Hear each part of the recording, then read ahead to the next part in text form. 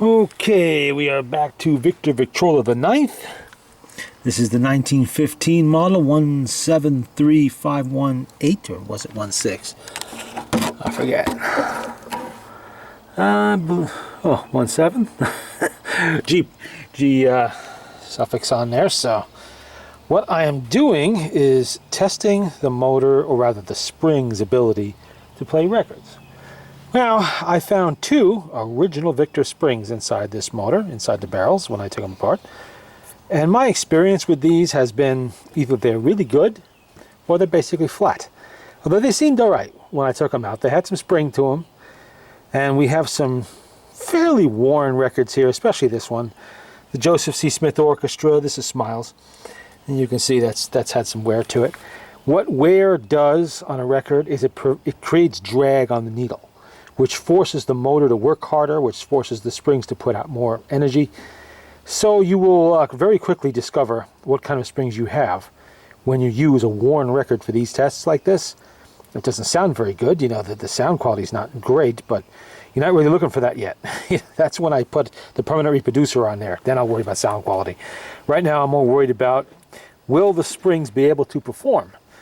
Now, this machine is not going to be sold, and I'm not keeping it either. It's actually going to a friend of mine who collects records for me. I was going to give him another one, but I decided to give him this one because this one is one he bought kind of on his own, on spec, and I had repeatedly told him, I don't want anything that's already been refinished. I will take care of the finish, however dirty and filthy it is. I don't want to have to deal with somebody else's idea of what refinishing is. And they didn't do an absolutely horrible job on this. I can see there were some issues with it. There's no huge runs or fish eyes or anything like that. But I prefer machines that have original finishes. I can clean up an original finish. I can make it look good. But I really can't do anything when someone sanded it down and rubbed shellac into it or something like that, which they did do with this. I mean, there's some scratches and things like that, which is normal. This machine is 105 years old. But he's going to take this down with him back to Florida, where he's from, and he's going to play records on it. He's decided he wants to be a player of records rather than just a gatherer of one, because he goes to all the flea markets. He's retired. That's what he does. He goes to flea markets down there, and he picks up bunches of records for not a great deal of money, but he doesn't always know what he's getting.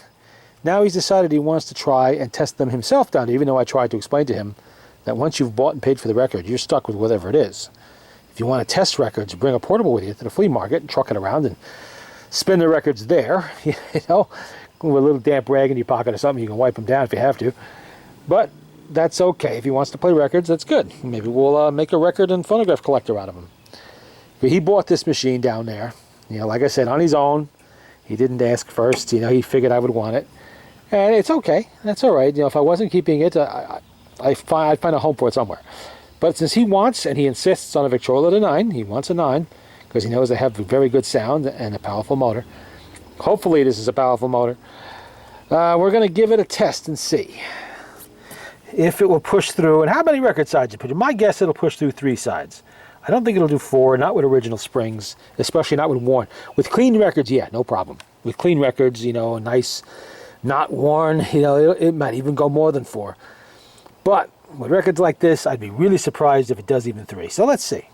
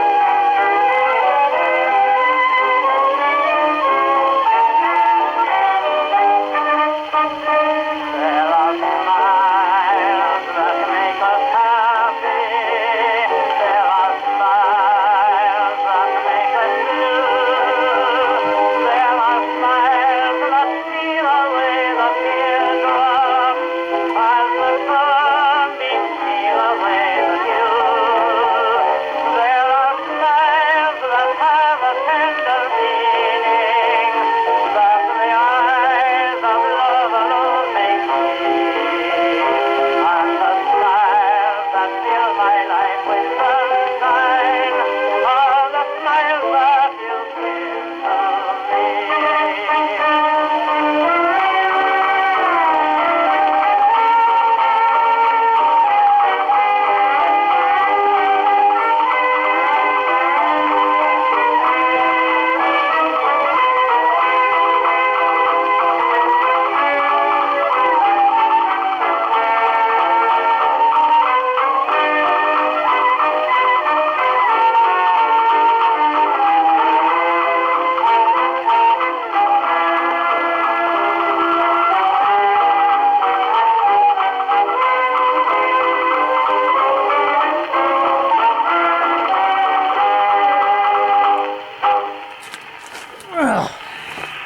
There we go. That's one side. Played it without stoppages. That's good. That's a very good sign. At least it'll play one side of a record. We know that. Rose Room. Okay. Try Rose Room next after we've changed the needle. Still debating whether to leave the exhibition on this or to replace it with a number 2. This is just my test reproducer. That's a number 2, obviously. Because he is going to be playing a wide variety of records. Everything from the very early 19th century to, the 20th century to probably the 1940s. Who knows what he might find. Okay.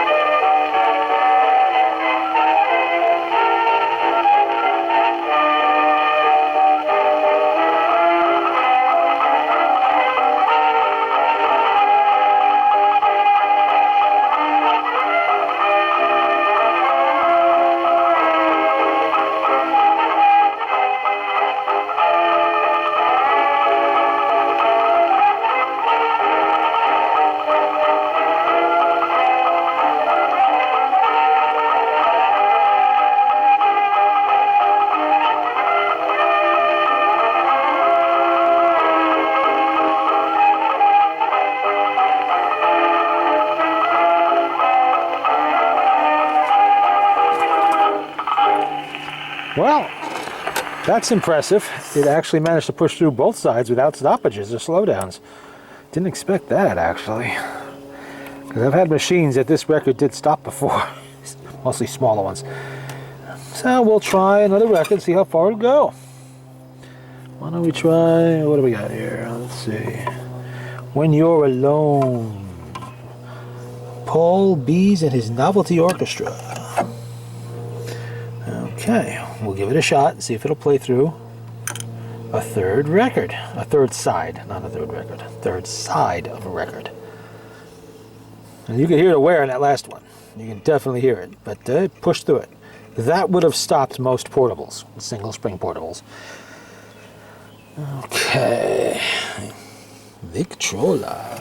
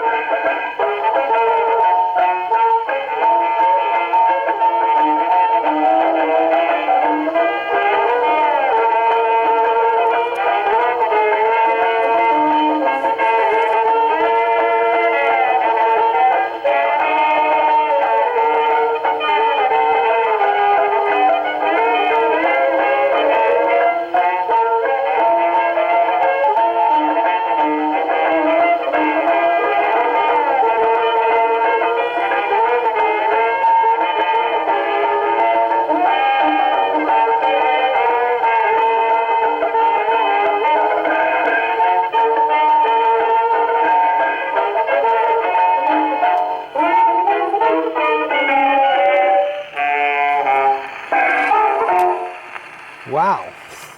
Actually pushed through 3 sides of a record. Shall we go for 4? Why not? Worst they can do is just slow up and stop, but that's okay. You know, I would not expect that. You know, I would expect excellent performance from new springs, but originals, 105-year-old Victor Mark springs, if they are. I mean, they could have been replaced in the 20s, who knows, but still, that's almost a century ago. So, Caravan, Joseph C. Smith again. Let's get the needle on there, and then we'll spin it and see what happens. Yeah, well, at least I know now that the springs have enough performance to be good the way they are. I don't have to swap them out. I don't like doing that. You know, if the springs are original to a machine and they work, I leave them. I don't care if they're a little weak. I leave them. They're part of the history of that machine, and they're marked Victor Company on there. So I try to keep them, if at all possible, you know, with the machine. If I have to change them, I got to change them. What are you going to do? You know, there are springs that do wear out, and we do want these machines to play. There's not much I can do about the refinish job on this, but I can at least make it play well and reliably. So that's what we're going to do. Okay.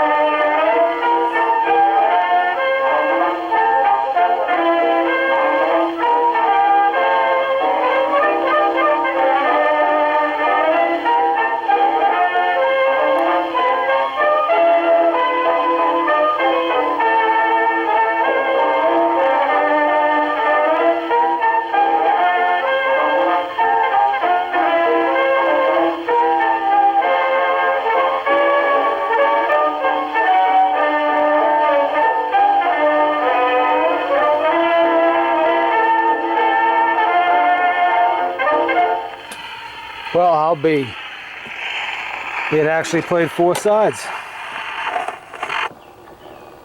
And it keeps on going.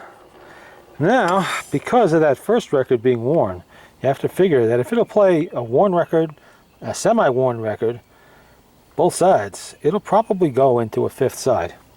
Possibly all the way through a 5th side of a record, which is fine. But I'm going to tell them every 3 plays, just wind it to keep it, you know, strong and going. You really don't want it slowing down in the middle of a record. You never really know what you're playing. So, but 4 sides of a record on original springs, I'm satisfied with that. That's good. That's not bad at all. And we'll take the needle out of there so I don't end up damaging anything. And remember, when you have a lidded machine, it's always best to put the lid down. That's why it's there. It's not there to keep dust off the record, your turntable or whatever. It's there to reduce surface noise that you can hear when the record's playing. You know, that's a Victor innovation, I believe. Door's closed nicely, everything's good. It has a proper crank on it now. It did have some weird adaptation to the crank where they put a little stud on there and extended, I'm guessing, a Victrola 6 crank on there. It was too short to reach the motor.